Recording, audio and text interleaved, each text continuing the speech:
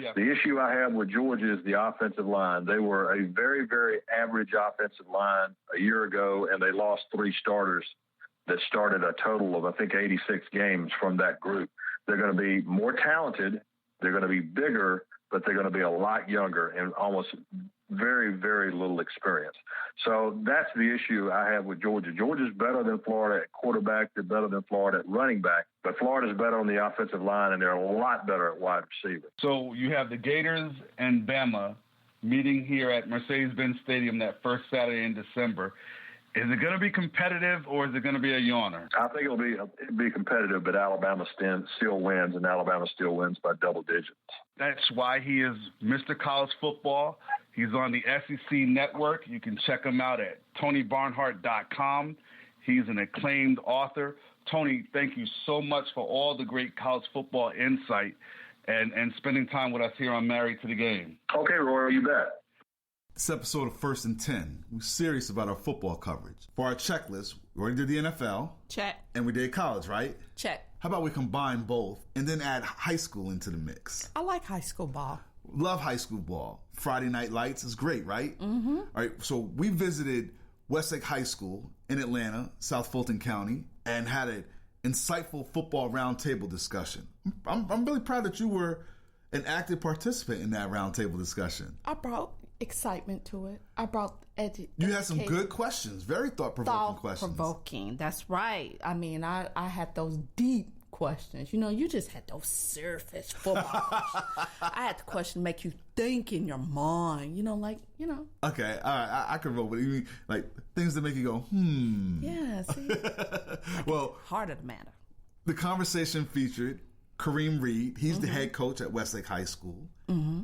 Robert Hicks, who is his offensive line coach there. Mm-hmm. But Coach Hicks was an NFL veteran, played with the Buffalo Bills, the Raiders, the Atlanta Falcons. He also played in Canada in the CFL with the Montreal Alouettes. Right, expressive. Then Kevin Weston is on his staff there. He's a defensive coordinator, but he's a former college head coach. Coached at Clark Atlanta University and Tusculum College. Check it out. Gentlemen, thank you so much, and welcome to Married to the Game and our football roundtable discussion. And Coach Reed, you can introduce yourself and start things off. Okay, well, I appreciate you having me. As Kareem Reed, head football coach at Westlake High School, going into my second year here in Atlanta. Yes, I appreciate you having me. I'm Kevin Weston, the defensive coordinator here at Westlake High School. Previously, the defensive back coach at Southeastern Louisiana for the last 2 years. Before that was previously the head coach at Clark Atlanta University for 2013 and 14, and then previously before that 9 years at Tusculum College in Greenville, Tennessee. Hello, my name is Coach Robert Hicks. I'm from Atlanta, Georgia. I'm the offensive line coach here at Westlake High School. I was the offensive line coach at Frederick Douglass High School prior to coming to Westlake. Ken was a 4-year NFL veteran, played with teams Buffalo Bills, Atlanta Falcons, Oakland Raiders, and Montreal Alouettes in the CFL. And football is just my passion. Just open the floor up to anybody, whoever wants to answer first. We all love football. Obviously, you guys have taken it to another level where it's your livelihood, but I want to go digging in the crates, go old school style. And when did you first fall in love with football? For me, it started at a young age. My mother, she was a single parent, or a single mother, I should say. Father was involved, but she got me involved in sports. Didn't let me do anything like as far as staying in the house playing video games. She always encouraged me to go outside and play. If I did play video games, she didn't allow me to play the fighting games, Mortal Kombat. I had to play either Madden, NBA Jam, something like that. So she forced sports to become a part of me, and then from there it just kind of grew. And in Florida, where I'm from, if you don't play football, you're not cool. So I want to be cool. You know what I'm saying? And then I was big enough where, a lot of coaches wanted me to participate. My father was a former soccer player on the Jamaican national soccer team, so athletics has kind of been in my blood ever since I've been born. For me, I would say it would be 1996, my 10th grade year in high school. We went to, it's the first time I ever went away to a football camp. We went away as a whole team. One of those deals, you show up in the bus, show up 3 buses. We're going to be there for 7 days. They had 3-a-day practices, meetings, had us staying in cabins, and it was probably, till this day, I'm 38 years old, it was probably the most gruesome thing I'd ever been through in my life, meaning that the heat was unbearable. It was 3-a-day practices. It seems like coaches didn't talk without screaming at you. And it was then I fell in love with football, and it wasn't actually so much the game of football that made me fall in love. It was the camaraderie of fighting through the heat, fighting through the pain and elements that you had to get through the day, but then continue to compete, smacking and running into each other, and then developing that same brotherhood that you go from 7 o'clock in the morning to 8 o'clock at night. When I got to Mississippi State University, I hung around a bunch of offensive linemen, and they taught me how to love the position. They taught me how to just the ways of being an offensive lineman, how you bond together, how you stick together, and how And so it was a great group of guys. And so I fell in love with it then, my freshman year in college, the game of football. It's almost like you were a late bloomer then, because usually you think... No, I liked it. Now, I liked football. I loved to watch it and everything, but I played basketball too. But the love of playing the offensive line happened in college. Okay. I did it because, like I said, I love the game, and we were trying to get somewhere, and I played it, but I didn't love it. Yeah. You know what I mean? Yeah, so I got to college and started loving it. Yeah. What's your guys' fondest memories? I mean, it could be from your coaching career, or it can be from your playing career. I got a bunch of fond memories. But I'd say in high school, just going out wearing that black and gold, hearing the band playing, but we never really beat too many big time teams. But and I say in college, my first time beating Alabama, that was a wonderful experience. I know for me, listening to all three of you all, I'm hearing this relationship with football, and being a woman, we kind of like dive deep into it. So I think I think it's cool that in each aspect of hearing from each one of you all, you can tell that football is hard work. It's gruesome. It's relationship building. It's all the aspects of what a relationship is. So when you say I fell in love with football, and you're talking about it was more sort of a means to an ends to keep you out of situations. When did it switch from being to you just a pastime to keep you out of trouble to, oh my God, I eat it, I breathe it, I sleep it? It was I always loved sports. Like I said, I didn't really have a choice. But I think for me, with the game of football specifically, is my sophomore year of high school. Mm-hmm. I played basketball, and I ended up giving it up because I saw there was a future in football for me. Mm-hmm. And I did that without any adult, encouragement behind it. I just said, you know what, I just did the numbers. I said, man, I got an opportunity to go to college, and that was my dream, to play college football. Is there a game that stands out above anything else? I remember we played Auburn, and it was this cornerback over there that was talking a little trash. He had that blonde hair. That's when that Cisco stuff was out on him, so he had a little blonde.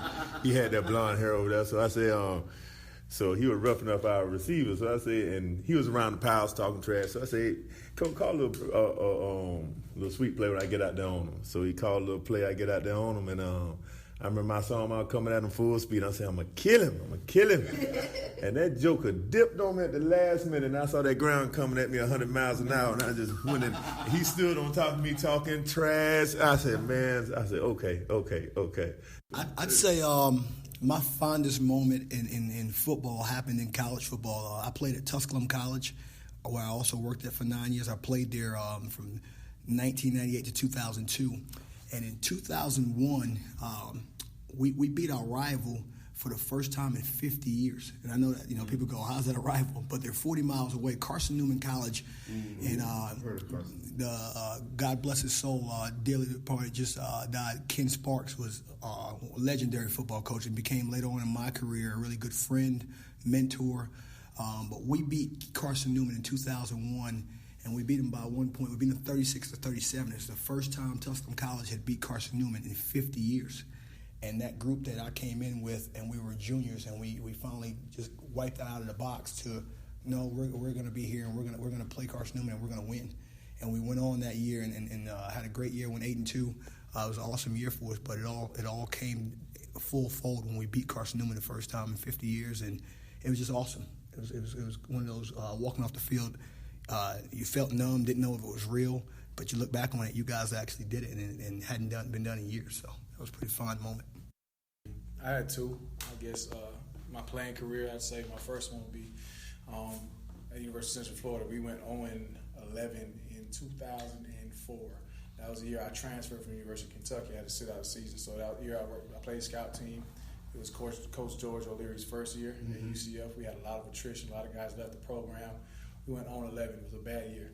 The following year, my junior year, when I was eligible to play, we turned it around. We had one of the best turnarounds in college football history. We went 8-5, played in the Conference USA Championship game, and went to the White Bowl. Remember, we snapped our 17-game losing streak against Marshall that year.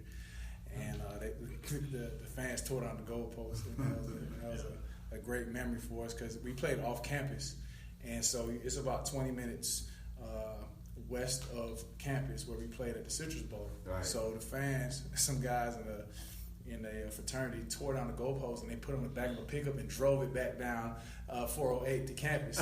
So we're on the bus and we see our goalpost on the back of a pickup going back to campus. So that was pretty funny. That was very fun, a fond memory. The other one would be for, real recent was last year. Here at Westlake, we played Lowndes County High School in the quarterfinals of the state playoffs.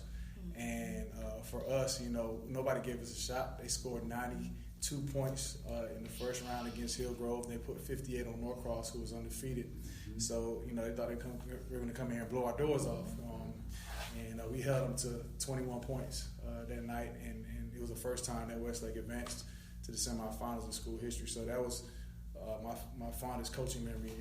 The evolution of the sport over the years, technology has changed so much where you have tablets on the sidelines now. I've seen people roll out flat screens on the sidelines and will cover it. And you used to just have the old, big, gigantic earmuff type of headsets, and you guys don't have that stuff no more. So talk about that, how the game has evolved from a technology standpoint, even from your own play calling. There's a lot more throwing the ball around the yard, a lot more spread, not so much of the 3 yards in the cloud of dust type of plays anymore.